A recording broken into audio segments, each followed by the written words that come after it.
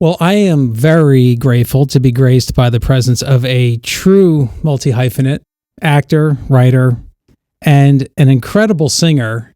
That was quite the discovery. You can check out his dulcet tones on some clips on his Instagram. He is the pride of Lansdowne, Pennsylvania. He's a fellow Actors Lab Philly classmate. He is Chris Gross. Thanks for being here. How are you? Oh, I'm doing well, Paul. Thank you. Thanks for having me on your show. My I really pleasure. This is awesome. Can't wait to get to the honey in your voice. That is the karaoke. Look out if you're ever there. He's going to blaze a trail, folks. I had no idea. We've been in class. I've been in class with you for a year and a half, going on 2 years now, and I never knew you had that skill set. That is it's incredible to me. Yeah, it's funny. I did musicals that's how I got into acting, was musicals in high school musical, and they were always musicals. And one of the musical directors, they taught me how to use diaphragm to sing. And then when I went to college, I was always excited for the musicals there as well. But I've always been obsessed with music. I'm like absolutely that frustrated guy that always wanted to be in a band. I have no instrument experience. I don't have a voice. I did. The only time I ever sang was in a production of Cabaret in college. And I finished the song, and people didn't know the song was over. That's how bad my singing was. I might have to go to therapy for that now, finally. I think 30 years is long enough to keep that bottled up. Drums, guitar too? Guitars and drums? I taught myself drums in high school, so it was just basic, like, pop songs, like rock songs. I was really into Queen. And so I tried to learn, like, a lot of the drums there. And then in college, I taught myself, like, rhythm guitar. My brother, Matt, played guitar. And so I just learned, like, of chords and stuff like that. And then I realized, hey, these chords keep reappearing in different songs. And so you just memorize the chords, then you can, the more songs you know. I don't know if it was a good thing or a bad thing, but I got really into the Beatles. Like, I just went down to, like, a deep dive, like Alice in Wonderland of the Beatles, and just tried to learn as many songs as I could, like rhythm wise. And then karaoke became more predominant and anywhere and everywhere, and that ended up being something just so much fun. And you realize it's a great way to, like, release a lot of energy that you have, especially if you're a frustrated actor and, like, you're not getting auditions. I'm gonna go sing some karaoke. And it's quite the outlet for sure. Yeah, it is. Yeah. So I had a lot of fun doing that. It's weird. I don't do it as much now. Actually, barely, little to none. So I have to be careful with what I choose, what song I sing. So there is a range for you. Yeah, I'm a baritone, and if I try anything higher than that, it's gonna get rough. So that's good. That's an outlet that I'm sure that all of us can cultivate and use. But so you said for you it was musicals in high school, but it was almost football. Is that correct? Yeah, and in grade school, I realized I was pretty good at football. I played running back. Absolutely loved it. Like, loved football. Was obsessed with it. And right before freshman year of high school, I sprained my ankle. In the summer, I was playing basketball in my backyard, and I sprained my ankle, and I missed summer camp. So I missed the whole, like, tryouts kind of thing. I missed like the team and the coach getting to know you. So when I went in, I just kind of everybody in the freshman team got accepted on the team. Like, there was no cuts, but they had no idea who I was. So I spent, like, the whole season of that year just trying to prove myself that I was, like, a running back. At the end of the year, I realized, I was like, this is nuts. Like, I for some reason, I just kept thinking, like, one wrong injury and it's all over. Like, you doesn't matter how far you get. If you get, like, that knee or, the ACL or anything like that, or Achilles or anything like that, it's over. And I realized I was obsessed with movies. All I did was watch movies after movie after movie and watch them over and over and over again. I was like, I really want to try acting. My brothers both did the musicals in high school, and I loved seeing them on stage. I loved seeing them in the shows too. So I was like, I want to try that. And so I tried out for Godspell, and it was, the funny thing was, like, they always needed boys to be in the show. So it was the same thing. Everybody got in, but it was like an eye-opening experience that I realized how I was like, oh, I love this. This is great. And I was like, what do I do next? And then so I did those, and then then that was it. That's what shot me off. It's really funny. Like, I'm like kind of like a giant question mark, because everything that I did through my life, I had to just figure out like, well, I guess this is a good idea, because like I didn't know anybody that was in the business in film or TV. I at the time, I don't think anybody even had any real advice for what to do.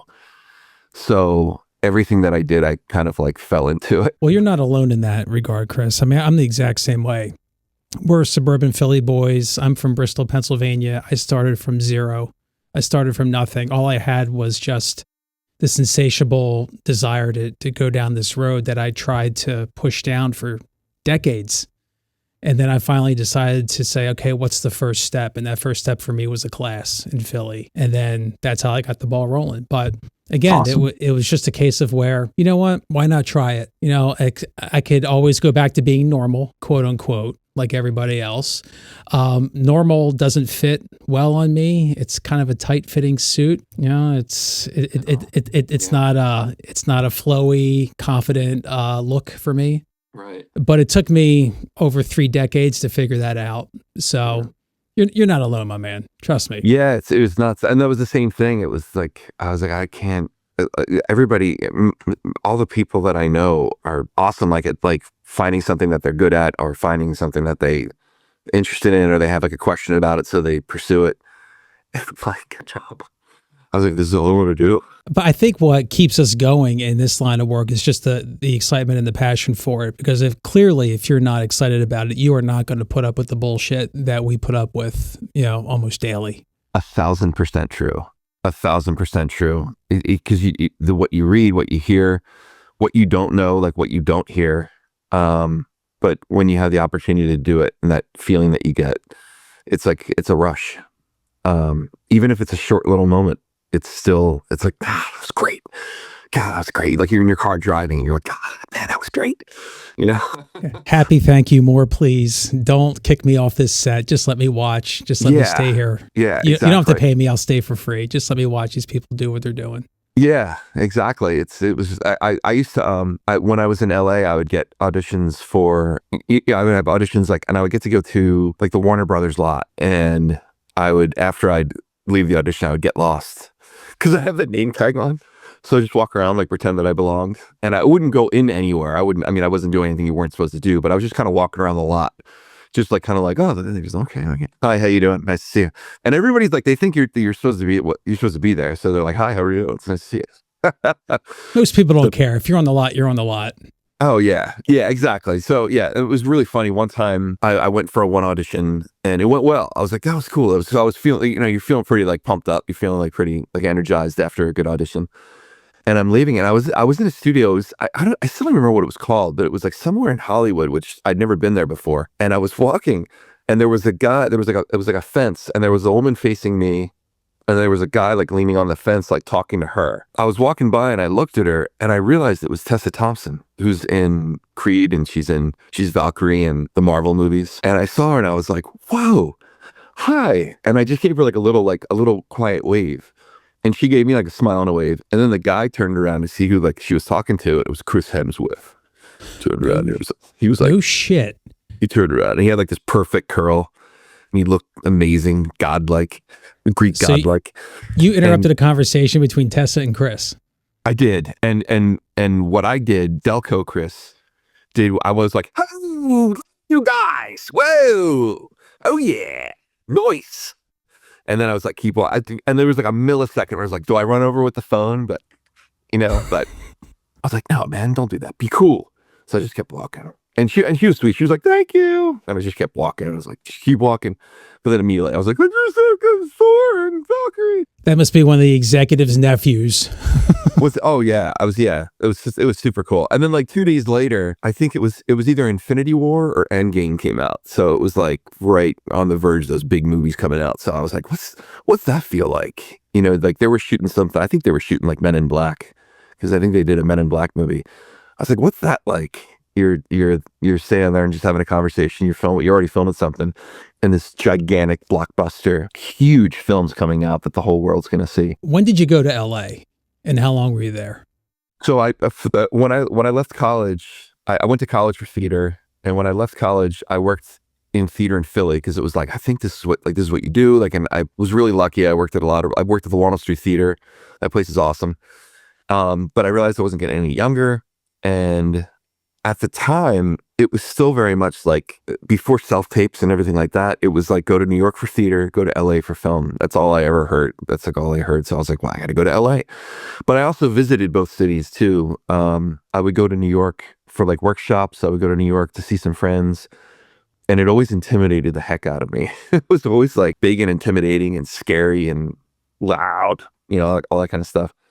And then a friend invited me to LA and he showed me all around. And I was like, this is really cool. I was like, this is super awesome. This is like more my vibe because it's spread out. It felt more like the suburbs in a weird way. So I went to LA in 2007 and I was there for 14 years. And I went out there and I had no idea what to do. I tried to use from like theater background. I went and I got the Ross reports and I found agents and managers in there and I just sent a headshot and resume, like old school, just sending out like your package and sent it to them and just see if anybody bit. And one agent and manager bit and they said, why don't you come? We have an open mic night kind of a thing. And I was like, okay.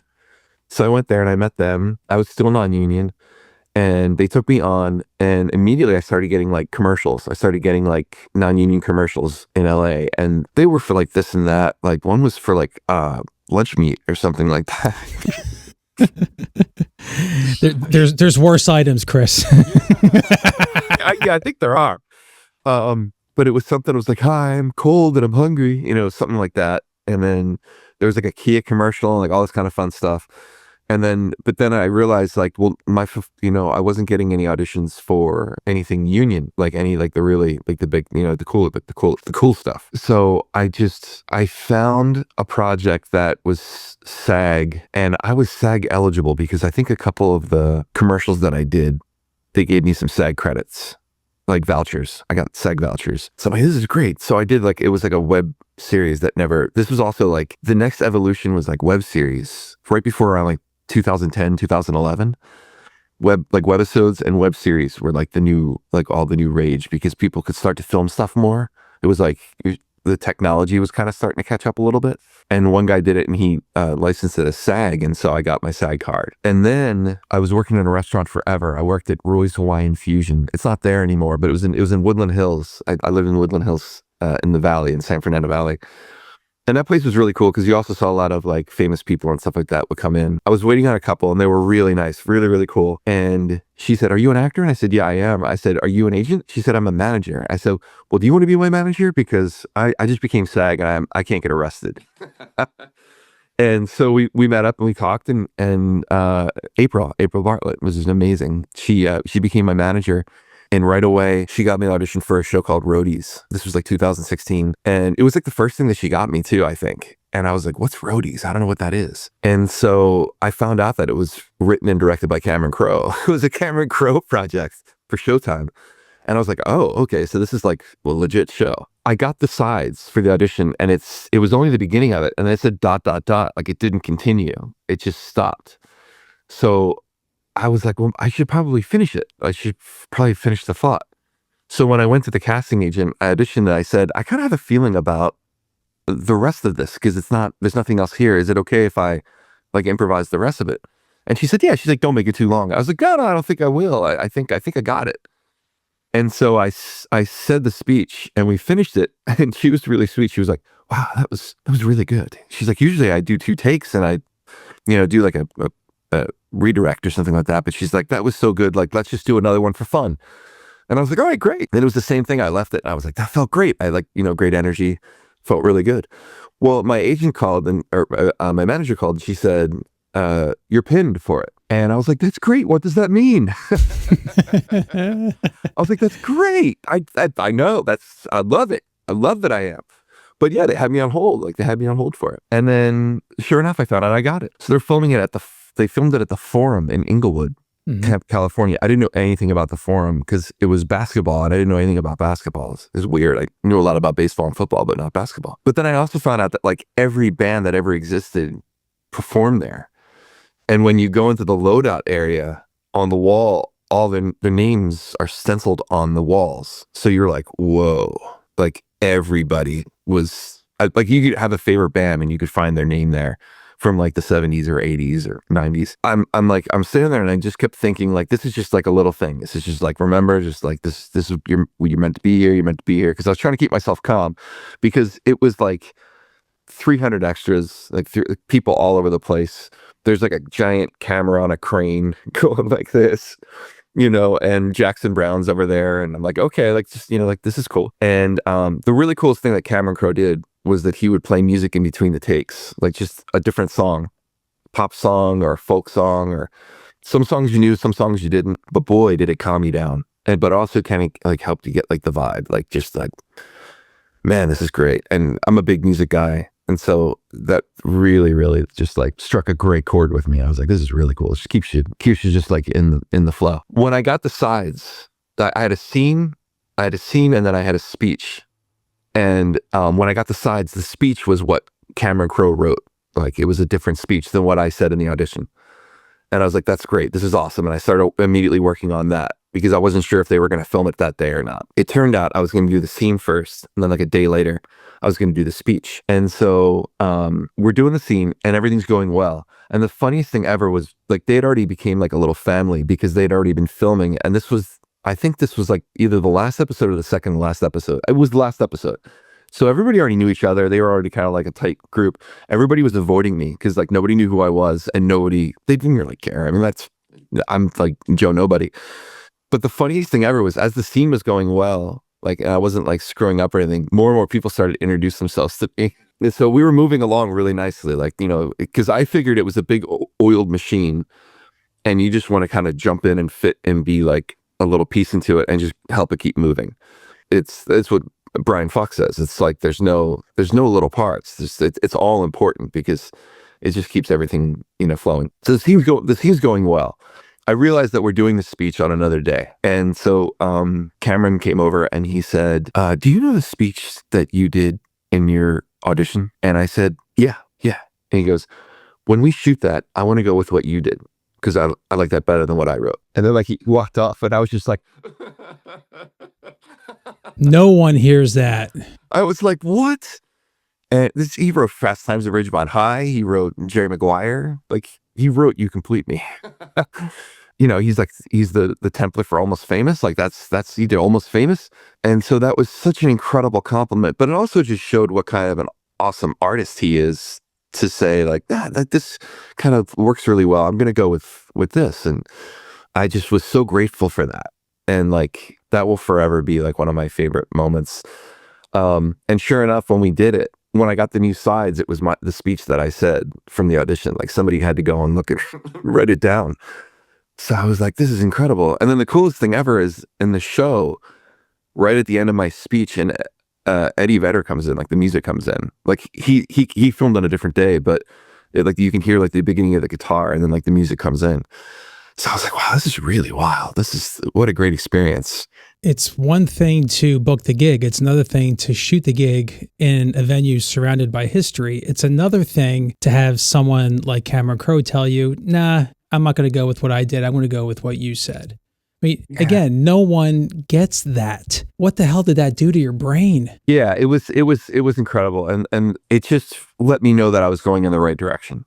And like that it's okay to keep going after this. And that hopefully there'll be more. That was a really special feeling. Because back then I wasn't writing anything. I wasn't writing any like scenes I wrote like sketches, like, goofy like ideas and stuff that made me laugh. That shook me. I was like, whoa.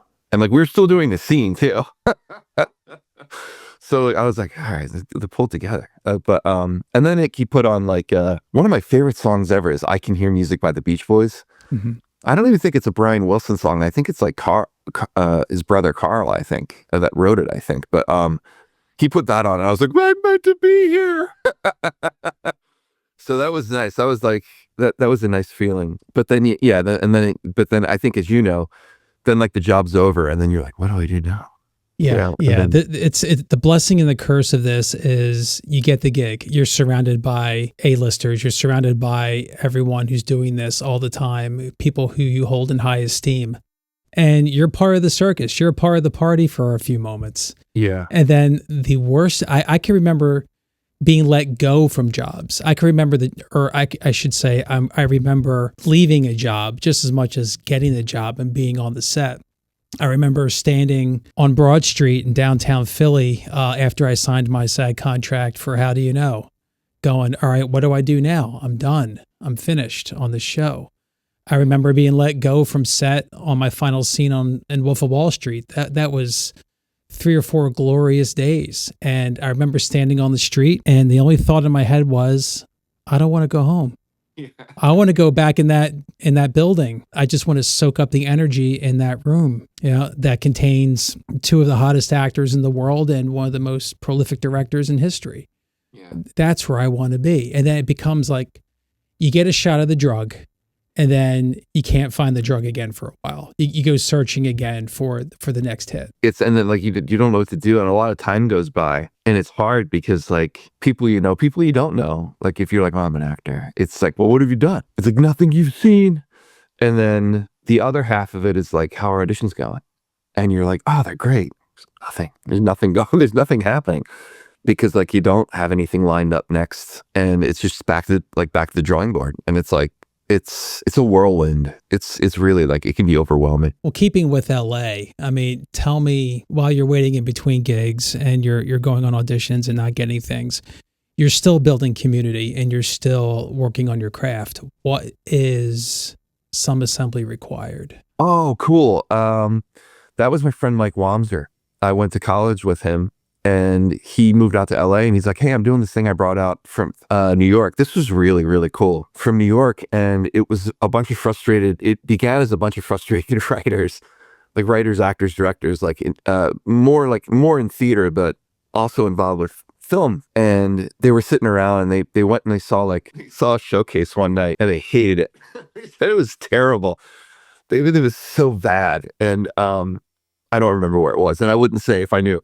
They were sitting around, and they were having a couple of drinks, and they look at each other, and they were like, I dare you to write something better than what you saw tonight. I dare you to write something. I dare you to write something. They did that. They wrote their own material, and they just performed it live one night. And then I think that what they added into it was they gave the audience pen and pencil to write a dare. Anything like I dare you to write about like musical about cats, or not cats, or singing cats, or something like that. Or not cats, something different than, but something about cats. Why can't I stop saying cats? But it turned into like write your own stuff. And so what they did was, because it was LA, some people were inclined for theater and some people were inclined for film.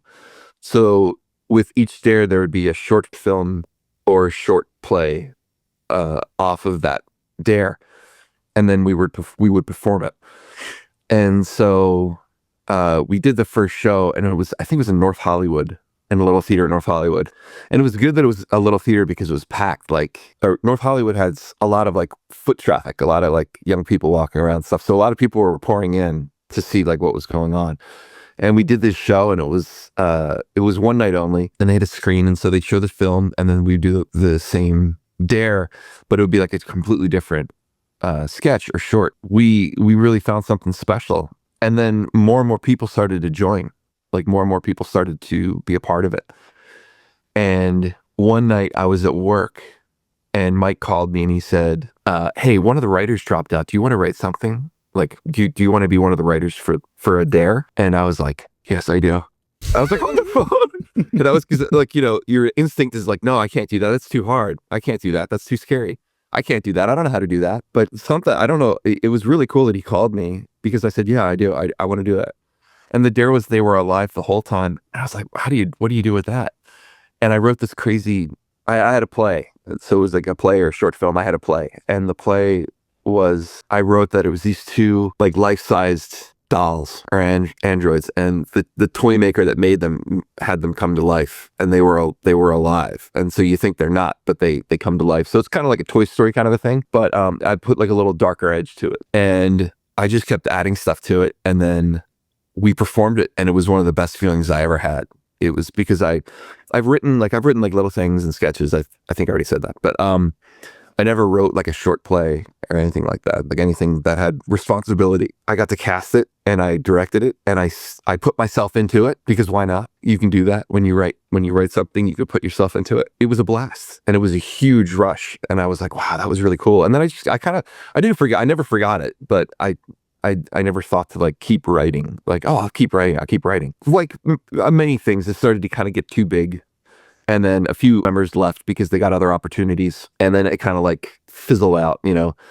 But it was very, very special. And that was the coolest thing was like, that was also right around the same time as I got Roadies. That was like 2016, 17, 2018. So there were very special years. I met a lot of great artists, brilliant minds, and I got to be a part of a lot of other short films and a lot of really great things. It was a wonderful, wonderful experience. It was really cool. Well, that sounds like that was the catalyst to dare you to get out of your comfort zone to start writing. Absolutely, yeah. I do believe now, like I wouldn't have understood the saying when I was even in my 30s, but like definitely like do what scares you because hey, you could fail, like whatever, like you fail, but like you realize when you come out on the other end, it's never that bad. If you do, it's never a bad, like you move on, everybody moves on.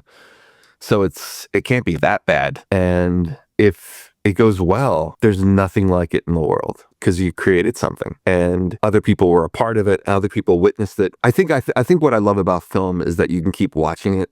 You know, you make like a great film, you can keep watching it. And that's what I did. I'd watch movies over and over and over again. Theater is very, very special because it's an immediate response from the audience. And that can also be very, very addictive. That's a wonderful feeling to have like that immediate response that there's an energy. There's absolutely an energy. It's the weirdest thing when you rehearse a play. When you're rehearsing, it's an empty theater. There's nobody there. And you have the director yelling at you from, you know, in the seats. But when everybody is there and it's a packed house, you can feel a bend in the air. You can hear people breathing. You can feel them laugh. Like you can feel it in your legs. It's incredible. It's incredible feeling. Don't the seconds on stage feel like you could split them into hairs? Like it can get to be microseconds sometimes in terms of feeling the audience response to what you're doing. Do you think time compresses even smaller when you're on a stage? Yes, it's a very powerful feeling because when things are going well, I wish I knew then what I know now. I'd be very curious to see like what I was like then, what I would have been like then. But like to be like in a comedy and to have the audience like there and like in your hand is a very powerful feeling. It's like music. When you can anticipate the different parts of the song or different parts of a musical piece, it's the same thing like when a play is going really, really well on stage. You can feel it with the audience. Like you can feel their energy. You can feel their anticipation. Like, you know, like when it's building up, it's incredible feeling. Yeah, but both ways of the theater and film have their blessings individually. I mean, you have the energy and the immediacy of the moment on the stage, albeit that it's ephemeral. And with TV and film, the ability to catch lightning in a bottle and to watch it for generations after is just a blessing as well. Yeah, that's what I loved is like when I was little watching movies and I was like, how did they do that? How did they get that moment? Like, how did they do it so well? And then it still gets like, you know, movies that make me laugh when I was a kid, like they almost, I think all of them still make me laugh now. But yeah, it's incredible. And I was like, I want to be a part of that. I want to be able to make something that's timeless. So you worked with Some Assembly Required and you got the ball rolling in terms of performing and writing, and all of that was Dare based. Did the short films that you worked with with your buddy Joey Krulak come as an extension of that? Yes, because my brother Matt had met Joey through Philly, Actors Lab Philly. He was like, Joey, he just moved out to LA. He's like, you got to meet this guy. He's a great guy. And I was like, okay, cool. And we met and we instantly got along really well. And we both like had a similar sense of humor. We're both kind of like making each other laugh. He texted me and he's like, we should do this idea first. He's really calm, Joe. He's like really calm, really cool. He's like, no, it's great. It's really good. It's really cool. But I think we should do this idea first. It's a picture of like energy towers like on the side of the road. And there's just a dude laying on the grass. Somebody was like, I can't remember if it was like from the guy's point of view or if like the driver's point of view who said it. But they were like, I drove by and I asked this guy, like, are you okay? like, do you need any help? And he said, yeah, I'm just laying there. I just need a ride. And like, he was just laying there, like, waiting for people to slow down and stop so he could get a ride. And so Joey's like, we should do this one first. And so we went to like a little parking lot that we found. We filmed it. We kind of like just reframed it for us, for us to do. But what blew me away is that like, what you always get nervous, like whenever you film anything with anybody, is that they're like, yeah, I'll have it to you for like in 3 weeks. And then like 2 years go by and you still never got the footage. I think Joey finished it like that day. It was done. He had edited it. He had sound effects. He had music to it. Like the sound was perfect. He filmed it perfectly. Like it was filmed great. And I was completely blown away. I came up with another idea. And I texted it to him. I was like, "Hey, this might be fun." And he's like, "Yeah." He's like, "When you want to do it? Like, how about today? Why don't you come over today?" And I was like, "Really?" And he's like, "Yeah, come on over." I was like, "Okay," because he lived in Hollywood and I lived in the Valley, so it would take me like half an hour to get there. He had like a reflector, like to reflect the light. He had body mics that he knew how to put on and set up. He had a clapper for the sound. The camera setup, he knew which angles to use with the light. We filmed our thing and I was like, awesome, that was great, dude. That was super cool. And I was driving home. I was at a red light, but I happened to like glance at my phone and he was like, it's really coming together. And I was like, what does that mean? And then like I got home like in a half an hour. He's like, I just have to add subtitles and I'm done. And I was like, you gotta be kidding me. This is incredible. Like, how did you do that? Like, how do you edit that fast? Because I wasn't even editing anything on iMovie yet. Like, because we do our auditions, you like edit on iMovie or whatever you put. I mean, typically iMovie, but like you can do it all with your finger now. But he was doing everything on his laptop, so it turned into this crazy string of ideas. Like I'd have an idea and like we'd film it, or he'd have an idea and like we'd go to like a field. We were always going to like a field or like a street corner Or a park. Yeah, or a park. Let's go to a park. Exactly, always the park. And we'd go and film things and just screaming, laughing. But like he's a technological wizard. Like he's the real deal. He's so good at what he does. What I love about him is that he just keeps going. I love looking at. He puts like a lot of stuff on Instagram because like that's how you get a lot of stuff out there on social media. I love going on there and just watching different sketches that he comes up because he's like he's like kind of crazy and I love that. I find it so original and funny and fresh and it's great. It's just like, oh, that's nuts. I love this. I had to watch it again. You guys did one in particular called Something's Bound to Happen, talking about technical wizardry.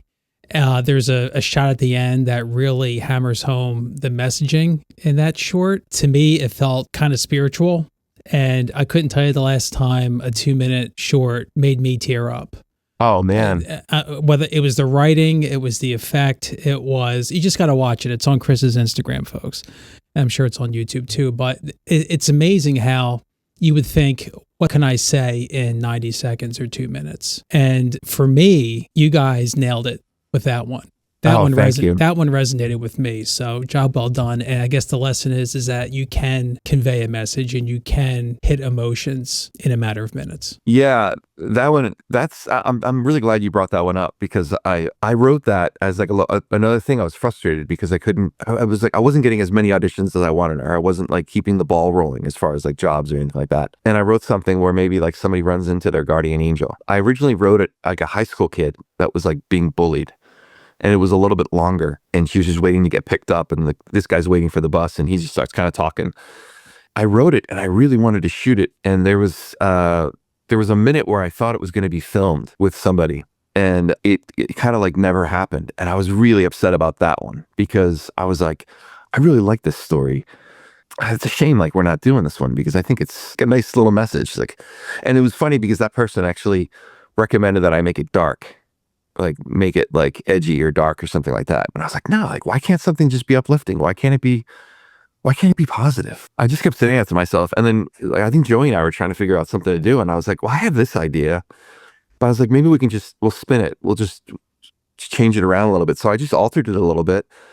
And the really cool thing with Joey is that you can improvise with him and he'll run with it. So we actually kind of like, it was based off of like my idea, but everything in that we improvised. So a lot of what we both said was in the moment. And then like, we just kind of like, we've had a couple of little like bookmarks, just to kind of make sure that it held together. But then, but then he like, once again, he like pulled like a rabbit out of the hat because he's so good at setting up shots. He's so good at editing. Yeah, he's brilliant. He's great. And I missed him because I was COVID wrapped everything up out in LA. Like that was it. Like there was, I mean, it didn't matter where you were. Like everything just shut down. Like everything just stopped. And I missed my family. And I came back here and I was like, I'd really miss this area. And so I was like, all right, I'm going to move back. I'm just going to take my chances and move back. I came back here, and that was leaving LA, like leaving Joey there. That was one of the toughest things. And he's fine, by the way. He's working with incredible people. And because he's incredible. But I was like, oh man, that was a good partnership. Like that was a good, we were funny together. So I'm sure somewhere down the line we'll get back together. But it was really funny because he asked me to have a part in a short film he was filming here in Pennsylvania.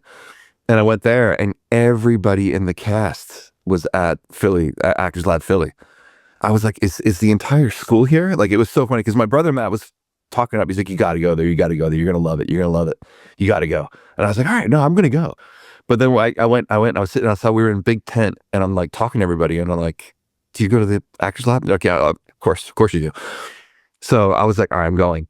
And so that's been a wonderful chapter. Get into a class, folks. That's where you find your community. That's where you find people that are drinking your cup of tea, and that's how you get things done, and that's how you grow your career and your life. Yeah, absolutely. That's how I found you. We're living, breathing, walking examples, my friend. Yeah, absolutely. Yeah, so absolutely. You come back and you book Law and Order. We both did Law and Order, and my scene, both of our scenes involved Chris Maloney, but Chris was hanging out in the shadows in my scene, so I never got to directly interact with him. However, you got in his face. So what was it like to stare down Mr. Maloney? It was great. It was awesome. Yeah, he's awesome. He's definitely an actor's actor because the director was wonderful. Director was excellent. Again, it was like the same feeling that I had. It's the same instinct.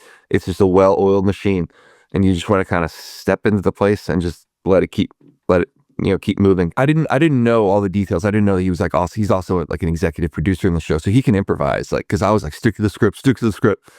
Because I would have started improvising too. But he was great. He just the way, if he explained anything, like if he needed to hear anything, he explained it really, really well, really calm, really cool, just really very, very professional, very nice. It was a great atmosphere, and yeah, it's wild. And I knew my place. Like I knew like he's like the superior, so you can't like be too tough. You gotta back down. So I let him have the moment. No, it was awesome. It was super cool, and he was like here. He got right up on. He got close, and you had to be nervous. I was. You know what? This is the truth, and this is terrible, but because again, I was nervous about New York, and I wasn't used to going to New York. I drove because I didn't know like which trains to take. I didn't know the subway at all. So I drove to the location, and when I got there, there's nowhere to park in New York unless you park in a parking garage. I parked on the street, and I was like, please don't let my car get towed. Please don't let my car get towed. Please don't let my car get towed. And so it was parked on the street, and I got a ticket for like street cleaning or something like that. Because I was on the show twice. That's what it was. The first time I got a ticket for being outside, and I was like, all right, next time I'm gonna park in a garage. And so the scene, that's right. So the scene with Christopher Maloney, that scene, I parked in a garage, and I parked there. It was like in the morning, and they're like, when do you come and get it? And I was like, I don't know, like because this was in the morning. I was like, maybe like 9 o'clock at night, like 9:30. We close at 6. And I was like, I'll be back at 6. Like, I didn't know what to say. I can't believe a garage in New York would close at 6. I don't know. Yeah, I don't know why. Bizarre. I don't know. They had a barbecue to get to or something. I'm not sure, but I don't know. But I'm doing the scene, and I'm looking at him, and I'm like, I gotta go. This is nice, and I really appreciate this. I didn't say that. I didn't say any of that. But no, that was in the back of my head. The scene went really well, and I got released at like 3 o'clock, and I was like, great, thanks. Okay, bye. And I had to like dart back and get my car. But then after that, I started taking the train and stuff like that. So I learned my lesson after that one. Yeah, I know every bump in the Northeast Corridor, or at least I did up until COVID. Oh, yeah, exactly. Yeah.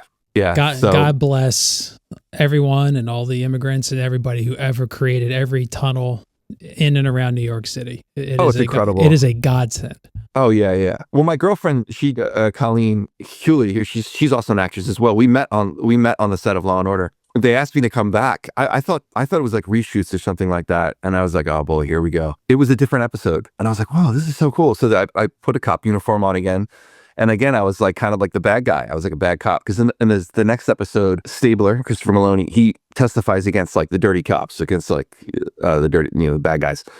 And so when he walked by me, I got to yell at him, "You're a traitor." And Colleen was a positive cop. She's like, "The city thanks you." Like as he walks by her. When the few of us all got there originally to meet to like kind of run the lines, she and I were both there, and neither one of us went there to meet somebody. We were just there to work. Like she's as professional as I hope to be. Hooking up is not usually priority one where you're going on a set. No, that's like a trope. That's like, oh, well, you go there and you meet a bunch of people. It's like all that kind of stuff. But no, like we went there both to work, and we were both nervous, trying to like to be a good representative of ourselves, because you're just representing yourself. It's like that's like the best you can do. We found ourselves talking to each other the whole time. We both realized we had training in Meisner, and we just started talking, and we never left each other's side. We just kept talking and talking and talking. And then when the shoot was over, we realized we just wanted to keep talking. And this wonderful relationship grew. And one of the things I'm more thankful for to God or the universe or whoever you want to thank, for her to walk into my life. And it happened to be doing something that we both love. So she lives in New York. So the more I would go up there, she's like, "You gotta learn how to use the subway." I was like, "No, I don't want to." And so she started showing me how to use all the trains and transit apps and all that kind of fun stuff. And now it's like secondhand nature. It's really good. I'm so horrible with directions. She'll say that too, I think. Well, the thing that I did is that I was intimidated as all hell when I first started going up for auditions. But what I did was the night before, if I had to take a subway and get off at a stop that I wasn't familiar with, I would go on Google and look at the intersection where the subway exit was, where the subway station was. So I would say, okay, once I get out of the ground and up onto the street, all right, I have to go down 4th Street. Okay, there's a Bank of America, there's a bodega. I'm going to walk in the direction of that Bank of America. And that's how I coordinated and oriented myself on the street rather than getting turned around and discombobulated. That's brilliant. So Google Maps is your friend. Don't just look at it in terms of street view. I use like Apple Maps, the maps on my phone. Yeah, that's just too. For direction. Yeah, I just use that to go over where I'm going, just because I'm a mess. But yeah, it was weird. I went from LA, I would have to do like, I think it was before Maps then too. I used to have to print out directions. I used to have like papers of like Yahoo Maps and all that stuff like in Philly, but even in LA, I'd have to print the directions out and like follow them to a T, because you didn't have an app like adjusting when you inevitably made the wrong turn. But yeah, I went from LA to New York, like having to plan it all out and having to know where to go and all that kind of stuff. But being more familiar up there now, it's a little easier. Can I just say something out loud? Like, I have a question for you too. Do you find, because my brother Matt and I always talk about this, do you find that you kind of have to fake it until you make it? Like, if you don't know something, you kind of have to act like you do because you're worried that the other person's like, "You don't know that?" When it comes to practical, specific knowledge with certain things, I probably wouldn't fake it, but I have faked it in terms of a general sense of, once I made the decision that I'm going to be a full-time actor, I'm going to act as if I'm already a success. I think it comes down to act as if. Oh, I mean like general knowledge. General knowledge. Faking things I don't know. That's like, do you know which way to the store kind of thing? And then you're like, no. Oh yeah.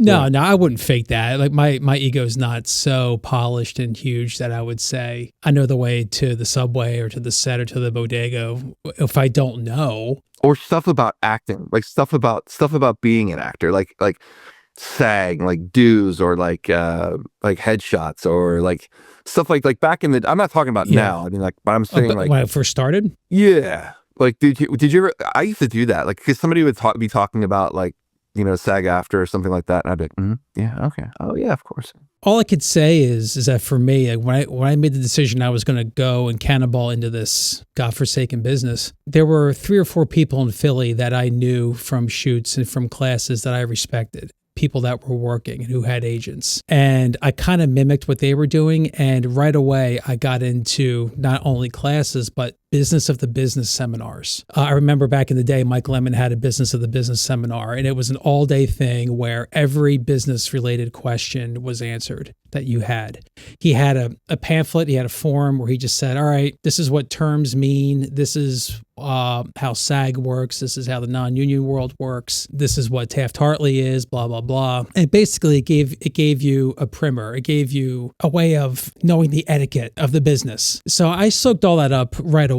So in a way, I didn't have to fake it. I kind of knew because I was studying. I wanted to know every little thing of what to do. And the micro details kind of filled themselves in as I went along. Yeah. And so you don't have to know everything right away. You just have to have a general lay of the land. And these days, if a casting director you trust isn't holding a business seminar, you can glean a lot of information from YouTube, or even better, follow the accounts of casting directors on Instagram and on social media. They'll give it to you straight. That's cool. I think that's helpful for people to hear. That's definitely helpful for people to hear, because like when I was starting out for a long time, it was like I didn't know it until somebody talked about it. I was like, oh, what is it? That kind of stuff. So yeah, but I find that interesting. It's like sometimes some people just share everything and they'll tell you exactly what, like you meet like a good person that like, another good actor they'll give you some information, but sometimes it's like you don't know until it happens to you. Yes, and there's still some things in this business that frankly I don't understand. I don't understand how certain things work. Right. You just go by a feel and an instinct, and you rely on and you consult with your agents and casting directors. 18 years in now for me, and I'm still on my feet. I'm still coming back to the craps table and laying bets on myself every day. Because let's face it, we're all in the casino, right, Chris? Oh, absolutely. That's what this business is. It's like insane. Yeah, it's like a flip of the coin. Yeah, it's like, how often do we want to make bets on ourselves? How much of us have a sack so that we can keep anteing up and keep going? And I think it's, in our cases, we've had some plum gigs. We've had some incredible moments on sets. And that's the drug that kind of sort of doesn't really go away. Yeah, and that's what keeps me at the table. Yeah. It's a wild feeling. And also like all the perks that come with it that are really cool. Like I got really lucky I had like a 5 and under on The Young and the Restless. Mm-hmm. And so I got to go to the studio in Hollywood. But what was even cooler for me, because I think it was CBS, what was even cooler is that I got to see the Price is Right set. Because it was like over there. And I was like, is that it? And it was one of the PAs were like, yeah, I'll show you. And like, I was like, oh my God. And like, you went in and you could see like where the audience sits. And then you could see the wheel, like the wheel was tucked away. I was like, that's the wheel. And then while I was back there, like kind of talking to a few people, they were like hauling in like all the prizes and stuff like the stuff like it's a brand new car and like, like jet ski and stuff like that. And there's like a kitchen dinette set like coming along, like being rolled along on like a giant dolly. It was really cool. So that's a cool perk, like neat things that, like other things that you get to see as well. It's really cool. I would have fainted if I saw that set. I remember when I was a kid, I was a big fan of the Double Dare show on Nickelodeon. They filmed that at WHYY Studios in Philly. Right. I went to a taping of one of them and I laid an egg. Oh my God, slime. Oh my God, goop. And the obstacle course and Mark Summers and the assistants and Harvey. And when you're a kid, I mean, that's so exciting. Was that in California? No, they filmed it in Philly. Oh, I didn't realize. Oh, I didn't know that. Oh, I didn't know that. Yeah, early 90s. They filmed it, I think, at WHYY Studios in Philly. Oh, wow. They filmed Finders Keepers and Double Dare. I never went to the Finders Keepers set, but it was like that big house set. It was like a fun house. Yeah. And people would just like, the kids would go through a maze of this. I forgot about that. Oh my house all on a stage. Yeah. Yeah, that was insane. But Double Dare for me was just the shit. And when I finally got to see a taping of it, I remember going as a kid, damn, it's really smaller in person than it is on TV. But that's always that holds the thing. True. It's like, wow, it's tiny. This is so small. This is wild. Yeah, I learned that the slime thing. I watched You can't do that on television. Did you ever watch that? That was like, maybe that was one of the reasons I was afraid to say, I don't know. Because like, because like that show was awesome. And it was so funny. And like, I didn't realize that they had Canadian accents, but like, it was all Canadian accents. It was. Like, where are they from? Like, what? Why? Because I was always listening to the way that people talked and stuff like that. Like, yeah, slime. That was like how I saw the slime and the water and all that stuff. That was great. How do you feel the state of the industry is treating you today? Do you feel like you're getting opportunities? Have they increased? Have they decreased? Do you feel like the Philly area and the regional market is giving you opportunities? Do you feel like you still have hope? I honestly think Philly is better than it ever was for film. I feel like there's more projects being filmed here than in a long time. Yeah, it's just a matter of just not quitting. It's really tough. Like you said it early on. It's really it's almost like jaded, but it's just one of those things. You just stick with it. You just work on, like, you work in class, and like you just work on being ready. I see a quote every time I leave. I don't know. I look at it every single time I go to Penn Station to take the train from New York back to here. There's a quote that from Jack Nicholson. It's like there's a picture of all these people on it. They're all like inspirational quotes, and it's Jack Nicholson. It's a picture of him from one of his films, and he says, "Everybody gets their chance. Be ready." And I just lock into it every time I'm there. And it's whatever kind of mood I'm in. I just see that, and I always think, like, just be ready. And like, so I feel like when one door closes, another door opens. And with COVID, like, a lot of in-person auditions, a lot of that went away. But then that opened up to self-tapes. And I know some actors don't like it, but I love it because you don't have to drive an hour away for an audition, like, and you don't know what the room's going to be like. You get to be as prepared as you want to be with a self-tape. I totally agree with your take on the self-tape, because you can get it ready at the level you want it to be at. You don't have to necessarily have the live performance in a studio audition, a theatrical sense of readiness, right? Because it's always about, all right, I'm going to have one shot, maybe two, to get this right in a span of 3 minutes, and I hope I don't screw it up. It saves you time, it saves you money, and for the people who don't like it, it doesn't take much to face a window and get some window light, turn on your iPhone and put it on a tripod, and don't try to be perfect. There's no such thing as perfect. Yes. Give your best interpretation of the character based on the direction that you're given, and try to land somewhere in the ballpark. If they like what they see, they'll call you back. Exactly. So get over this perfection thing. Yeah, and I think that's the most important thing to know with the self-tape, is to know when to stop. Like, even like what Brian Fox says, like, you can do a self-tape until it's perfect, or you can keep doing it until it's perfect. And it's like, you can run on for too long. It's very easy to do that. I think that's a part of a self-tape, is like knowing when to go, all right, that's good. I'm going to leave it there. And then just kind of like put it out into the ether and see how it does. Like, and if you realize a lot of it doesn't have anything to do with your ability. Like, you have ability, like you have an ability to live in this moment, or bring this character to life. It's like, are you the right age? Like, do you match with this other person that's already cast? Like, do you look like you'd fit with them? I mean, there's so many things that go into it, that it's a huge deal when you get cast in anything, no matter how small. It's a really big deal, and it's a really great thing. Yeah, like, the Philly area is wonderful. You're close to New York, and then it looks like there is a major studio being built in New Jersey, like near New York, which I'm very, very excited about, because I think that'll bring a lot of productions and things here. So I'm a half glass full person to a fault. So I just think that the industry is changing, but it always does that. It always changes. It always turns into something else. I think, like, the best thing to do is just try and adapt with it, so that you can be a part of it, and then you can dominate it, and then you can take over the world. No, I'm kidding. But no, I'm very hopeful. Yeah. I think every day I'm like, what are you doing? Like, what are you doing? Yeah. Now more than ever, I think that like, it's just, what are you doing for yourself? But then, you get an audition. You're like, here we go. All right, let's lock in. And you start working on it and getting a feeling for it. And it's a great feeling to submit it. It's in. I did that. Now more than ever, I got that. It's like that Forrest Gump thing. It's like, are you crazy or are you just plain stupid?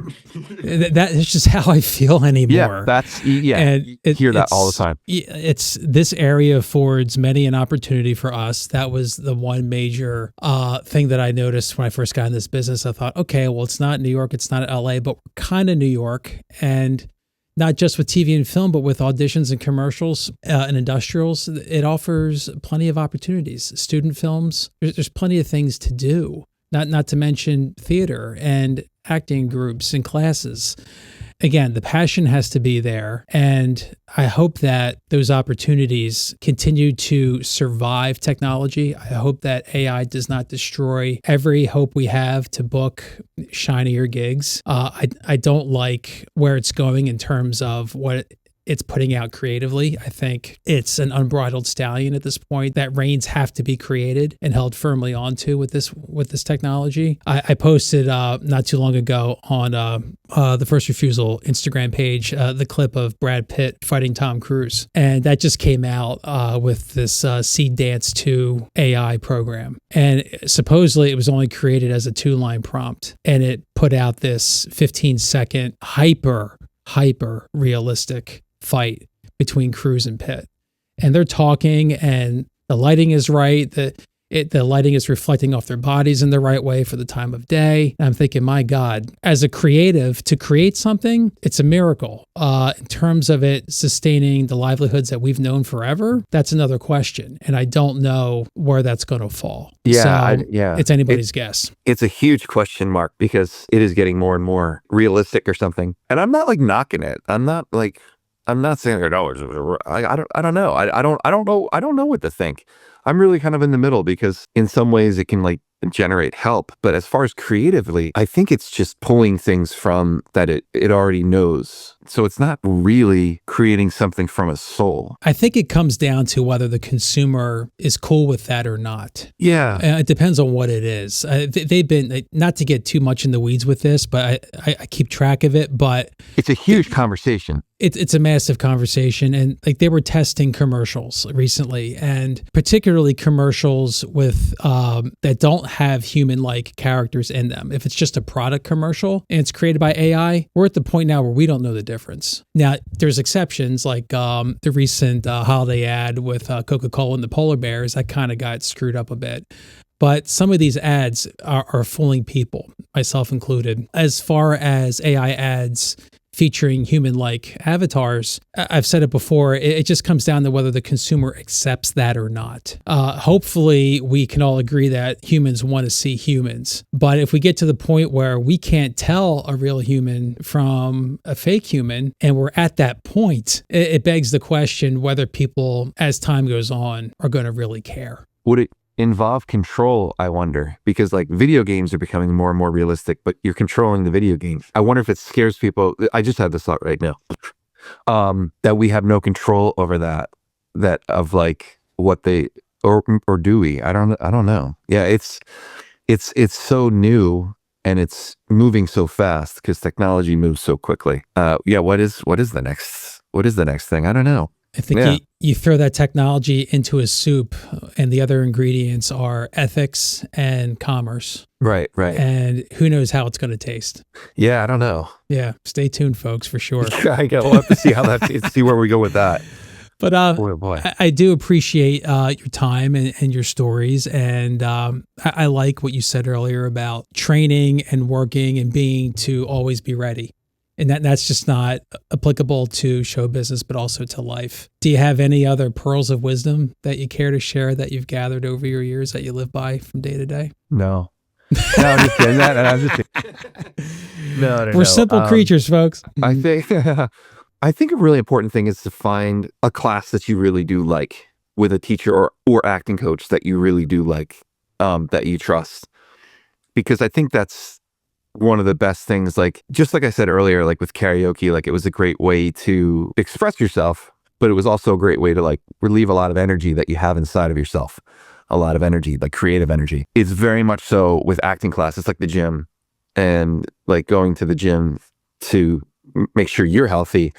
You also want to go to the gym as an actor or writer or even a director to work on your craft, to work on how you present yourself. And that way, I really feel like there won't be much of a difference between class, self-tape, and being on set with working. So like one of the most important things is like find a place like with a good teacher that's like more nurture than like breaking down or yelling at you or anything like that. Like I went to one place, I won't say, but I went to one place that it was a good method there, but they're almost like football coaches. Like they kind of like dress you down for like 15, 20 minutes. And you're just like, what is this? And so like people would leave and then I was like, I guess I have to stick it out. And I stayed for as long as I needed to stay for. But yeah, it's like, it creates a whole bunch of other problems when you go someplace when they're like, I don't think you belong here and stuff like that. Well, it's like, well, they just got here and they don't know how things are working yet. So like, how can you say you don't belong here when you don't know, like you haven't given them a chance? So it's important to find like, if you can, like, so like ask actors that you trust to like, where do you go? Like, what did you study anywhere? Like, do you work anywhere? Like that kind of thing. And then see where that leads you and then go audit a class and see if you like it. And then that way that kind of keeps you fresh and keeps you sharp, but also it's an outlet as well. So that like, if there's frustration, if I ever miss a class, sometimes I feel like a little antsy. Like I'll feel like a little like hyper almost because like I didn't get to work on anything, and you can work on things by yourself, but it helps to have somebody like kind of like doing a little bit of adjustment, kind of redirect or anything like that, or work with another person. Like a video that keeps popping up on Instagram is Ian McKellen alone on the set of The Hobbit. He's just surrounded by green walls and he starts to break down and he's like, this isn't what I got into acting for. I want to work with other actors. I want to work with other people. And he was forced to just look at like tape and like keep like stands and stuff like that because it was all CGI. It was all CGI that he was working with. So I think like that's also like kind of an answer with AI is like, we are storytellers like by instinct. We have rituals going all the way back to, Stone Age times. We share stories. That's how we share memories. That's how we keep things alive. But that's also how things are passed down. It's from human to human. And I think that's incredibly important and vital to who we are as a whole species, as a race. I'm getting really big here. Man, I think you got to charge tuition, start a class. That's where we're going with this. It's a great idea. Hey, find a class, find your community. I never saw Chris again. He did the podcast and that was it. But I heard he's somewhere in Europe now. No, I love it. Find a class, find your community, always be ready. Yeah. There you go. Because you're ready for anything else. Like, if you play sports, you're conditioned. Like, if you work in the office, you have that report ready. You have the speech ready. You have the presentation ready, right? Always be ready. There you go. There's our period, folks. Where can people find more out about you, Chris? Social media. So Instagram. I do have a TikTok, but I haven't put anything on there in a long time. But they're pretty funny, pretty zany, wacky TikToks on there. That's I'm one of those actors auditioning, just like the rest of us. But his IG is pretty entertaining. You can hear him sing. You can see his shorts. You can see his life, and there you have it. Chris Gross, I appreciate your time, and let's grab a Guinness one of these days. All right, be wonderful. That'd be great.